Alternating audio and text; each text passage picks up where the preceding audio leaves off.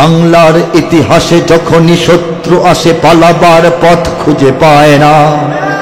বাংলার ইতিহাসে যখনই শত্রু আসে পালাবার পথ খুঁজে পায় না। ইংরেজ বেনিয়ারা এখানে খেয়েছে, তারা পালিয়ে গিয়েছে পাক হয় না। ইংরেজ বেনিয়ারা এখানে খেয়েছে, তারা পালিয়ে গিয়েছে পাক হয় না। বুঝেনিক আমেরিকা, বুঝেনিক ইন্ডিয়া, বুঝেনিক রাশিয়া ও চায়না। বুঝেনিক আমেরিকা, বুঝেনিক ইন্ডিয়া, বুঝেনিক রাশিয়া ও চায়না। মুমিনের এই মাটি, ইমানের এই ঘাটি কিছুতেই কেড়ে নেওয়া যায় না। মুমিনের এই মাটি, ইমানের এই ঘাটি কিছুতেই কেড়ে নেওয়া যায় না, যায় না, না না। মুমিনের এই মাটি, ইমানের এই ঘাটি কিছুতেই কেড়ে নেওয়া যায় না। সাহাবায়ে কেরামের আগমনে এই দেশ হাজারো বছর আগে ধন্য। ওলিদের মেহনতে গড়ে ওঠা এ জমিন কোটি কোটি মুমিনের জন্য। কোটি কোটি মুমিনের জন্য, কোটি কোটি মুমিনের জন্য। এ মাটির ভাজে ভাজে শহীদের খুন আছে, এ জমিন কখনো শুকায় না। এ মাটির ভাজে ভাজে শহীদের খুন আছে, এ জমিন কখনো শুকায় না। এ জমিন কখনো শুকায় না। মুমিনের এই মাটি, ইমানের এই ঘাটি কিছুতেই কেড়ে নেওয়া যায় না, যায় না, না না। মুমিনের এই মাটি, ইমানের এই ঘাটি কিছুতেই কেড়ে নেওয়া যায় না। কথা ঠিক কিনা? এখানে বখতিয়ার 17 ঘোর সাওয়ার নিয়ে তোলে কালেমার পতাকা। এখানে শাহজালাল, শাহ মখদুম, খান জাহানের দুর্গ গড়ে রাখা। ওলিদের দুর্গ গড়ে রাখা, ওলিদের দুর্গ গড়ে রাখা। এখানে উচ্চশীল শরীয়ত তিতুমির মরে তবু মাথা তো ঝুঁকায় না। এখানে উচ্চশীল শরীয়ত তিতুমির মরে তবু মাথা তো ঝুঁকায় না, মরে তবু মাথা তো ঝুঁকায় না। মুমিনের এই মাটি, ইমানের এই ঘাটি কিছুতেই কেড়ে নেওয়া যায় না, যায় না, না না। মুমিনের এই মাটি, ইমানের এই ঘাটি কিছুতেই কেড়ে নেওয়া যায় না। ঠিক কিনা বলেন? এখানে উচ্চশীল শরীয়ত তিতুমির মরে, মৃত্যুকে বরণ করে, শাহাদাতকে কবুল করে, কিন্তু অন্যায়ের সামনে মাথা ঝুঁকায় না। কথা ঠিক কিনা বলেন? এখানে লক্ষ প্রাণ আকাশে দেয় আজান, জমিনে লুটায় কোটি কোটি শির।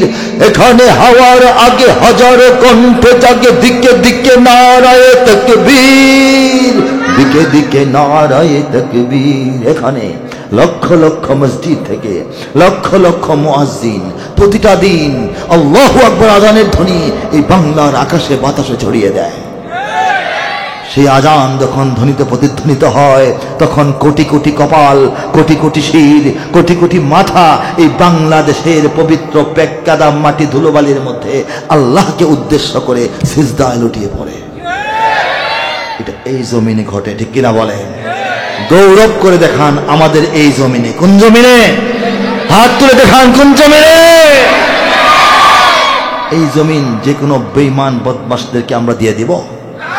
দিয়া দিব? দিল্লিকে দিয়া দিব? ওয়াশিংটনকে দিয়া দিব? বেইজিংকে দিয়া দিব? দেব না। এখানে গ্রাম শহরে কি হয় বলবো? প্রস্তুত ঘরে ঘরে। কারা প্রস্তুত বলবো নাকি? এখানে গ্রাম শহরে প্রস্তুত ঘরে ঘরে, আল্লাহর সেনারা ঘুমায় না। এখানে গ্রাম শহরে প্রস্তুত ঘরে ঘরে, আল্লাহর সেনারা ঘুমায় না, আল্লাহর সেনারা ঘুমায় না।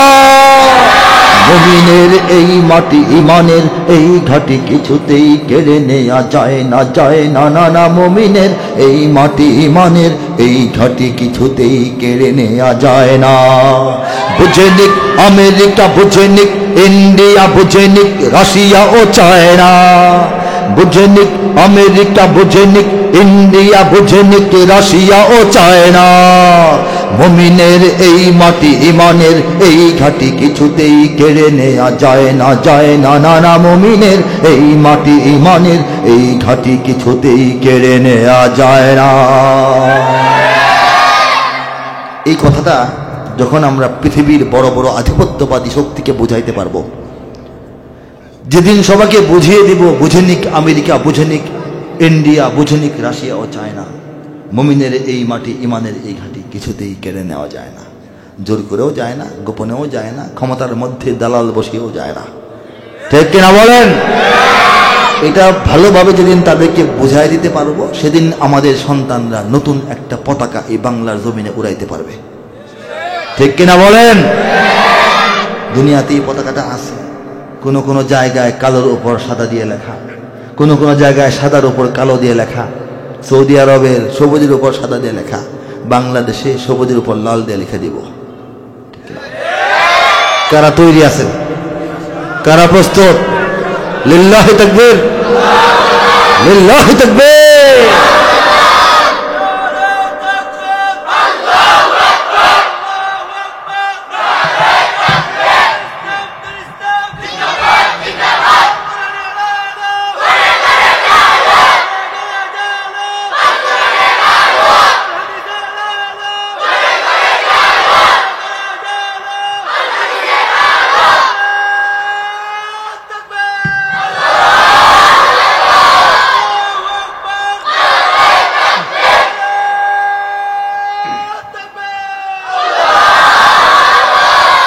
আল্লাহু আকবরের স্লোগান যতক্ষণ চলে ততক্ষণ সেই স্লোগানকে আমি বাধাগ্রস্ত করি না।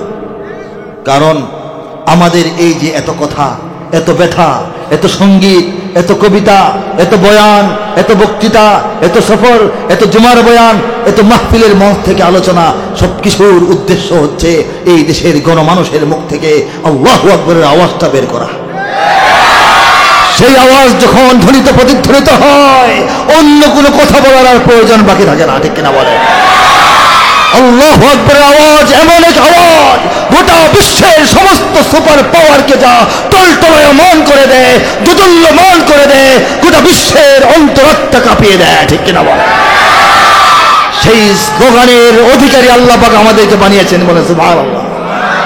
এই বাংলাদেশের 18 থেকে 20 কোটি মুসলমান যতদিন নারে তাকবীর আল্লাহু আকবরের আওয়াজ কণ্ঠে ধারণ করবে, হৃদয়ে ধারণ করবে, যখন বিদারী আওয়াজ ছাড়বে, ততদিন পর্যন্ত পৃথিবীর কোনো পরাশক্তি বাংলাদেশের ইমানের ঘাটিকে ধূলিসাৎ করতে পারবে না। ঠিক কিনা?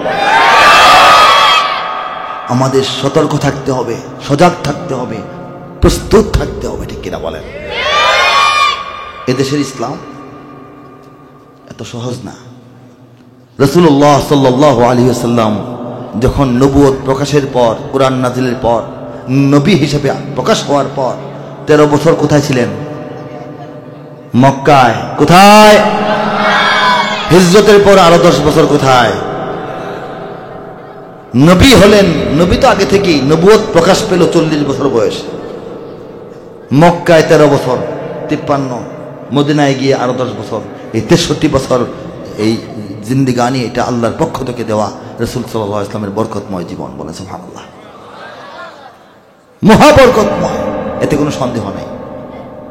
40 বছর বয়স পর্যন্ত তিনি নীতি আদর্শের উপর চলেছেন, মানুষকে নীতি আদর্শ শিখিয়েছেন, কিন্তু ইসলামের যে শরিয়া সেটা তখনও আসে নাই। ঠিক কিনা বলেন?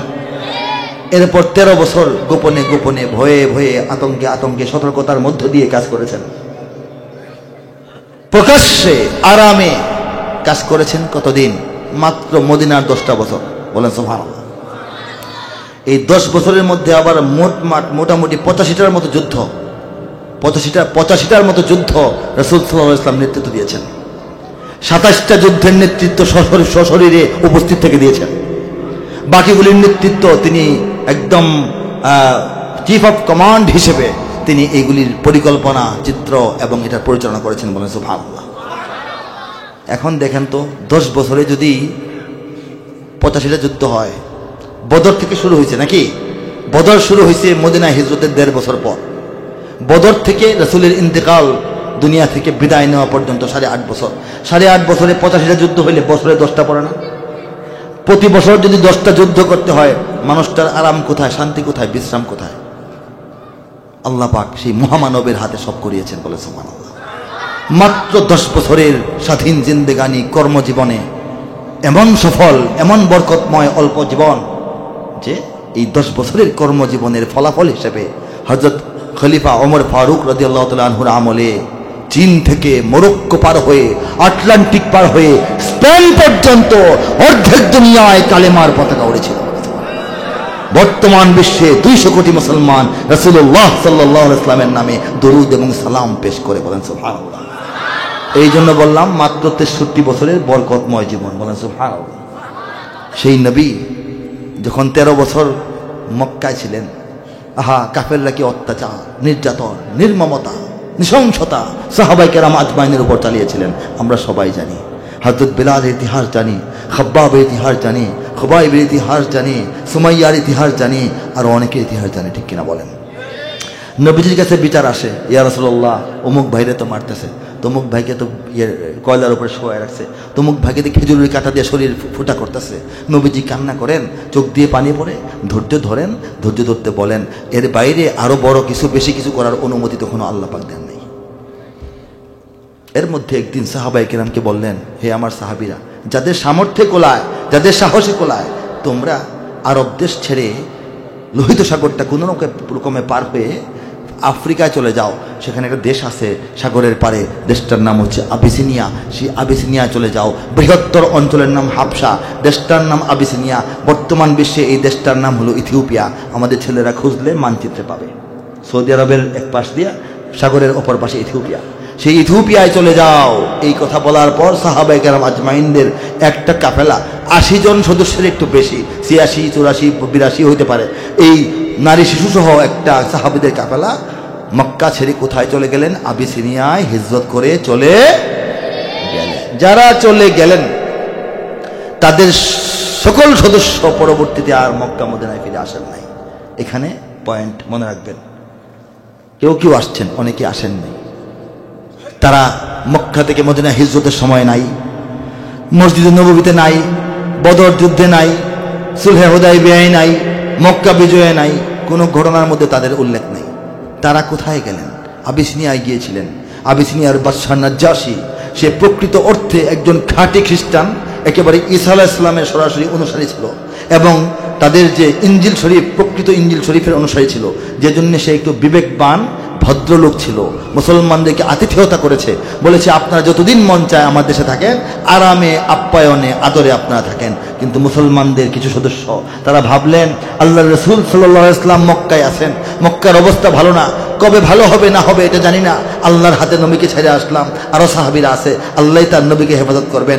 নবীর কাছ থেকে সিরাতুল মুস্তাকিম পেয়েছি, ইমানের যে জিনিসটা আসল সম্পদ পেয়েছি, এইটা নিয়ে আরামায় আয়াসে এই বাদশার আদরে আপ্যায়নে সময় কাটানো কি দরকার? আমরা সারা দুনিয়ায় ছড়িয়ে যাই, ইমানের দাওয়াত পৌঁছে দিই, বলেন সুবহানাল্লাহ।